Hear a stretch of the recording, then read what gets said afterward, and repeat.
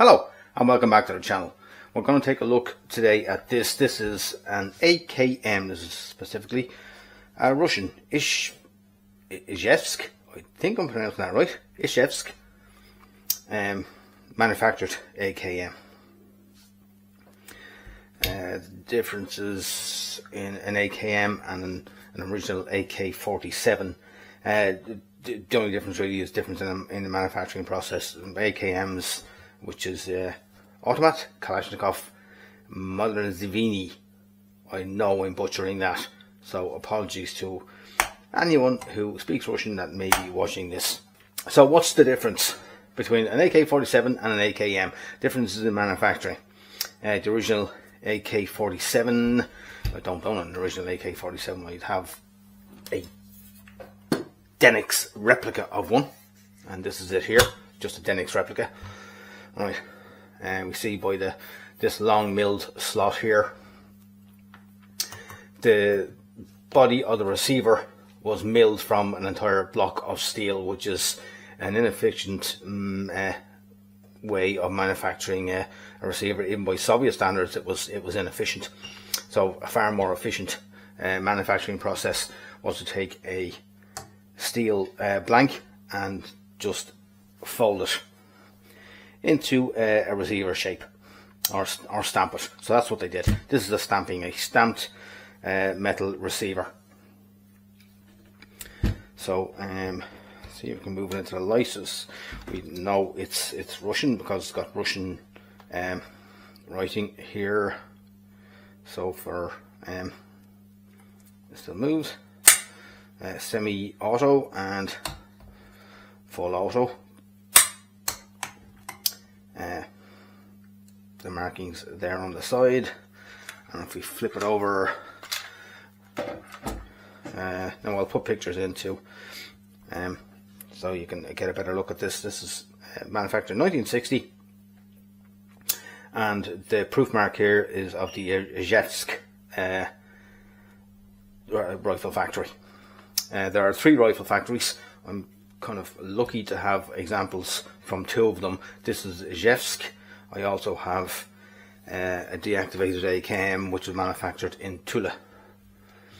The other rifle Molot. Right. So, do they function any differently to original AK-47? No, they don't. They operate the very same way. This is deactivated, so of course, so it's not going to do anything. It's all locked up. It fires the same ammunition as it's a 7.62 by 39 round. It's got this tangent rear sight. Front sight is there. Again, we're stamping. The cover there is stamping. Now we have a little bit of graffiti on the stock Yopa. I don't know what Yopa is, or who Yopa is, or what it means. Well, obviously whoever this rifle was issued to decided to personalise it by putting this on it, and it's actually on the other side as well, just less prominent. Let me see, Yopa.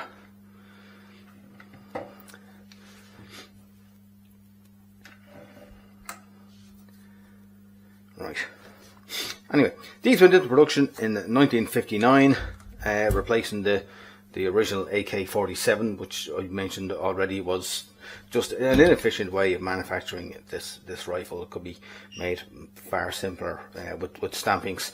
So in 1959, these went into production, and kind of stayed in production until 1974 when the AK-74 replaced it. Now I could go through a list of countries who adopted this rifle, but it'd be far easier to say who didn't adopt it.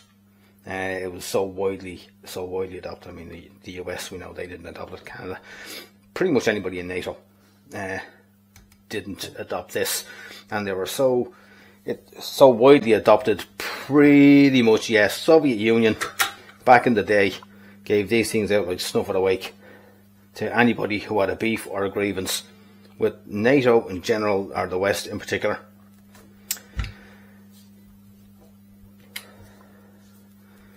So there, and get this Tula one.